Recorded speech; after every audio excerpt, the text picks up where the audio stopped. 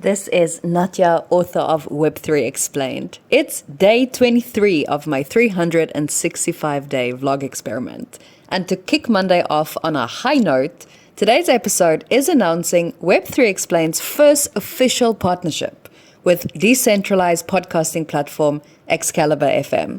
Look out for a podcast episode I'll be doing with founder Simon Smith in the coming days.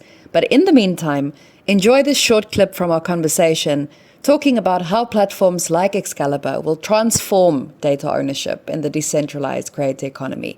See you tomorrow for day 24 of Web3 Explained. Cheers.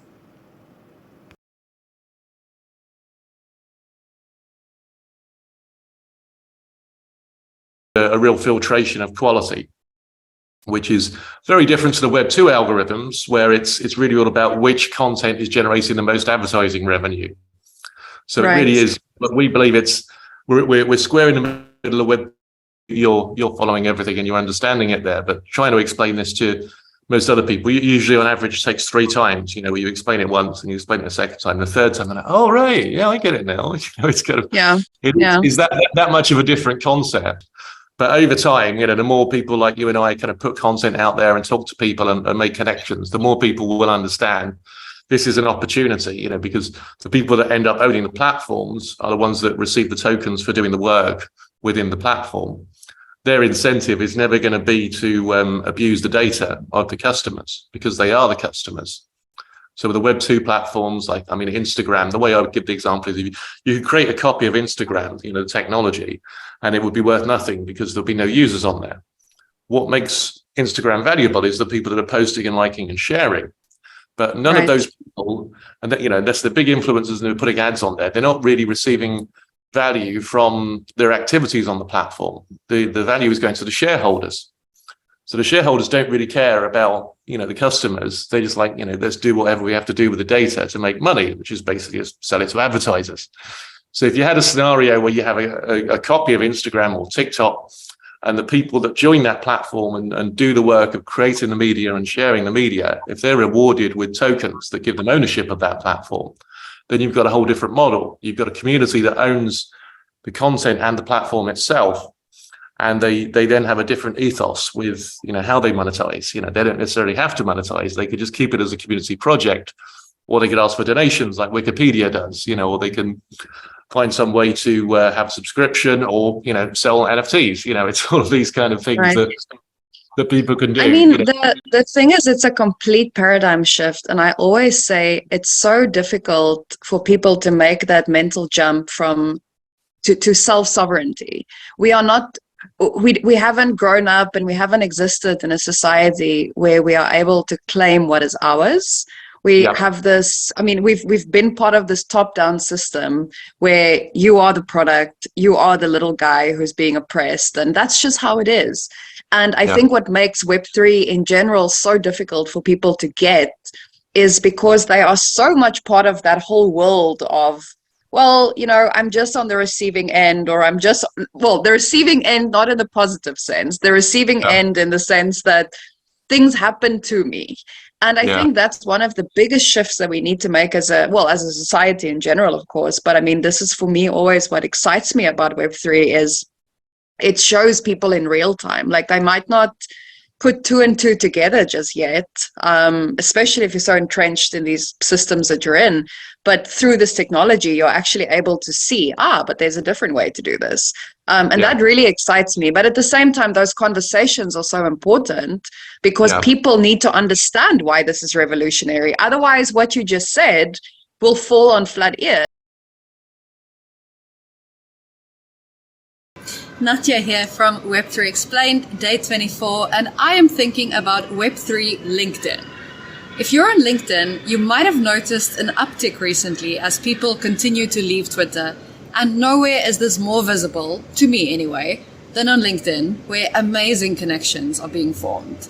I just had a great conversation a few minutes ago with Alexander Woegewees from no-code NFT creator platform Site Manager, Karel Bay-Lewis from 49 Meta, and Lawrence Landelewis from OneGrid for AdLunam's show, The Future of NFTs. I met all of them on LinkedIn, and after an hour of being in conversation with them during our time together today, I have deep respect for them all. It's a great way to meet people that you resonate with. There are also a lot of fantastic people hanging out together on LinkedIn, all with sustainable visions for the planet, the world, society, and the systems of tomorrow. Now, I know LinkedIn can be nauseating when it's used only to flaunt people's professional status, but for me, the daily value of Web3 LinkedIn and LinkedIn in general is in its authenticity. People are showing up, being vulnerable, being real, and really, when we can be ourselves at work and in the industry that we're in, that's an inner peace worth striving for. So finding your professional tribe can be transformative. What I see on Web3 LinkedIn is a beautiful reflection of the positive changes and the growth that I see in my little corner of Web3 all the time, as well as in broader society. So if you're watching this on LinkedIn, good for you. And if you're seeing this on YouTube, come on over and come join us on LinkedIn, where healthy connections are being made around the clock. See you tomorrow for day 25. Cheers.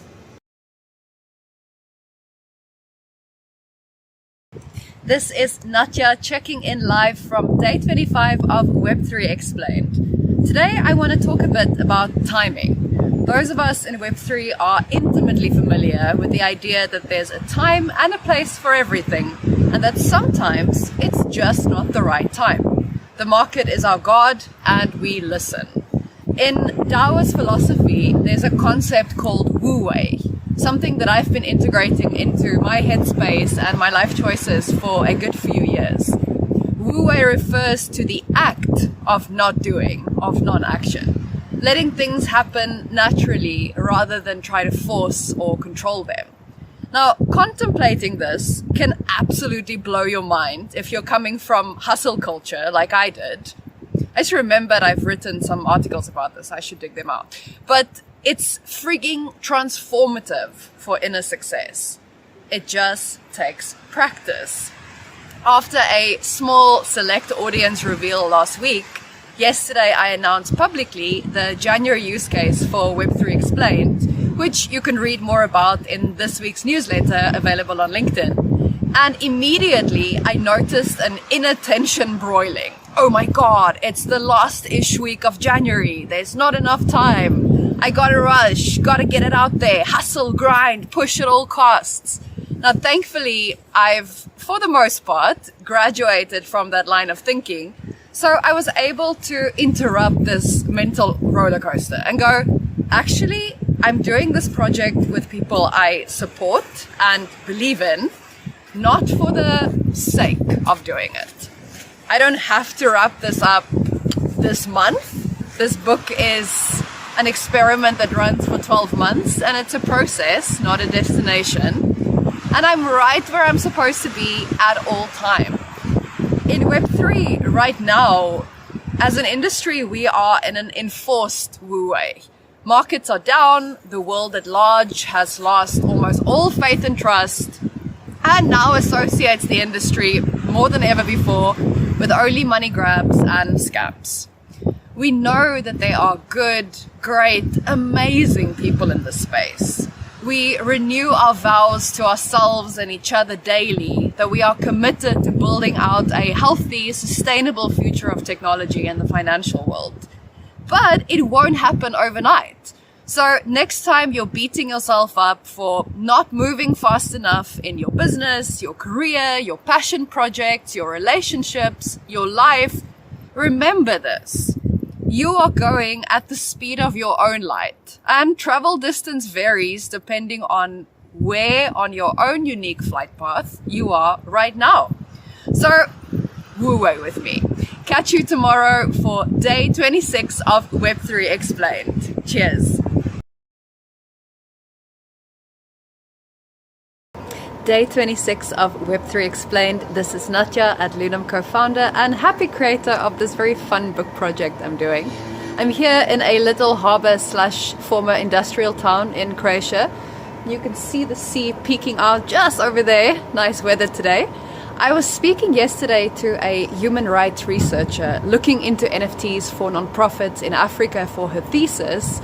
about how AdLunam's Engage to Earn model has been designed to promote gender and geographic equality. I also shared with her an upcoming use case I'll be covering for Web3 Explained this year that focuses on NFTs for non-profit fundraising. So I said I'd connect her to a few people, and today I figured, why not just demonstrate the tech in real time? So I've minted that portion of our conversation on Excalibur, and will now send it to Anne and to Nico, provided they have Solana wallets, of course, which is another conversation altogether if you're not in Web3. See you tomorrow for day 27 of Web3 Explained. Oh, and PS, AdLunam has been nominated for Best NFT and Blockchain Project, Best Crowdfunding Project, and Best FinTech Project in the Bold Awards. Voting closes tomorrow, so please vote for us. See you tomorrow. Cheers. Bye.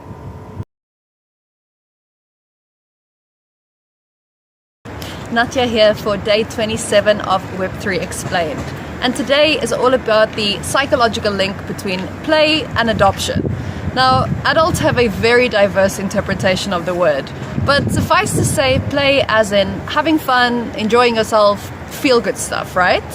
Now, if we look at why things get mass adopted, it's typically not because it's necessarily important or even particularly meaningful. Humans tend to learn or change primarily through pleasure or pain. Now, as groundbreaking as Web3 might be, the known alternative, aka our current systems, aren't painful enough yet to provide the pain impetus for mass adoption. On the other hand, people love having fun. So how do we get their attention that way? Not by making a Web3 game that's all about Web3. The gamers of the world already proved that's a bad strategy.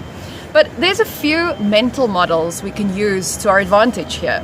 Social proof, positive reinforcement, viral growth, scarcity and exclusivity, and personal identity. These are all foundational, well-worn go-tos when building a product and a community. But many of these have been used even too well in Web3 and on the internet. Viral isn't always good, scarcity isn't always sustainable, and social proof isn't always in your face. Micro-influencers with a strong interpersonal relationship with their audience can sometimes provide more lasting value than those with a large audience but not much real-time genuine engagement, as we see in Web3.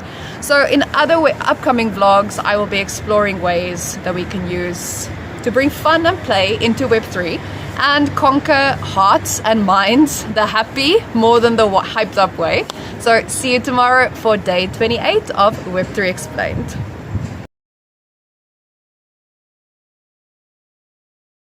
Nadja here for day 28 of Web3 Explained.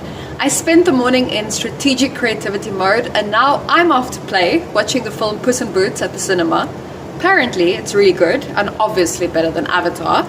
But since it's Saturday, if you're watching this on LinkedIn, here's a reminder that if you want to boost productivity and creativity, then embrace that playtime isn't just for kids. Take a break and have some fun this weekend. You could probably do with stress relief, recharging your mind, getting more focused, innovative thinking. So go on and play, unlock your full professional and personal potential this weekend. See you tomorrow for day 29 of Web3 Explained. Cheers.